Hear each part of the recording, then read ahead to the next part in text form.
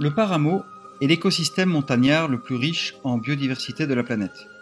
La Colombie dispose de plus de la moitié des paramos au monde. Ces derniers assurent entre 60 et 70% de l'alimentation en eau potable du pays.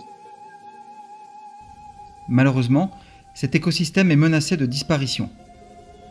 D'une part, en raison du réchauffement climatique, et d'autre part, à cause de l'extension inexorable des surfaces agricoles, en particulier l'extension des pâturages pour l'élevage laitier. Dans le seul cas du département de Nariño, ce sont plus de 40 000 petits éleveurs qui sont concernés et qui cherchent régulièrement à étendre leurs prairies. À titre d'exemple, le 11 novembre dernier, 2000 hectares du Páramo de Chilecumbal ont été brûlés par des agriculteurs pour étendre la frontière agricole.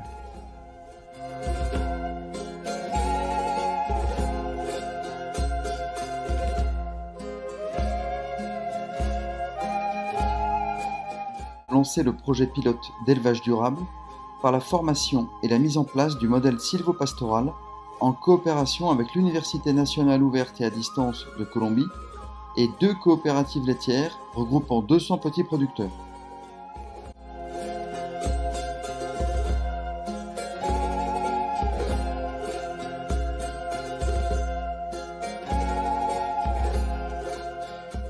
No pudimos destruir nuestros páramos, esa es la vida para nosotros aquí como comunidades. Nos hace placentero el ver ahorita este caudal de acá como está. Y esta es la esponja, ¿no? Esta es la esponja la que retiene el agua. Y nosotros vamos a ir sembrando nuestros árboles nativos acá arriba. Les communautés pasto organisent régulièrement des mingas, ou journées de travail communautaires, dédiées à cette occasion au reboisement de zones forestières dégradées ou à la restauration des paramos. Parfois, plusieurs heures de marche sont nécessaires, outils et plans à la main, avant d'atteindre depuis les villages les lieux de plantation. 1 à plusieurs milliers d'arbres peuvent ainsi être plantés lors de ces mingas.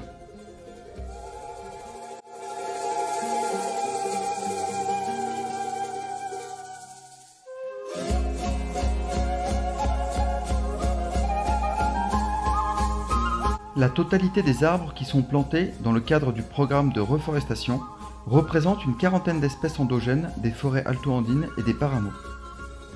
Ils sont produits par le réseau de pépinières communautaires qu'Impulso Verde a regroupé et fédéré et que l'ONG contribue à animer, à former et à professionnaliser.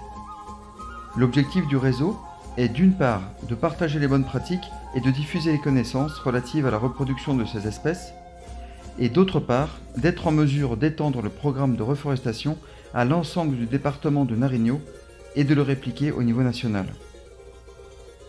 Le réseau en question est actuellement constitué de 5 associations communautaires qui représentent au total 110 familles. Par ailleurs, 2 de ces associations ont été fondées exclusivement par des femmes. Mi nombre es Auraneli Cumbalaza. Soy la representante legal de la Asociación de la Mujer Indígena Emprendedora.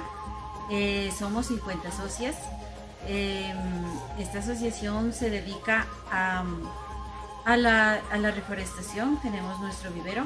Nuestro vivero está capacitado para 25.000 árboles.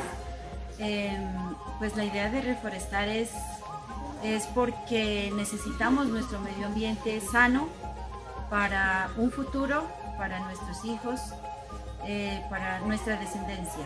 Régulièrement, de nouvelles communautés demandent à intégrer le réseau Impulso Verde.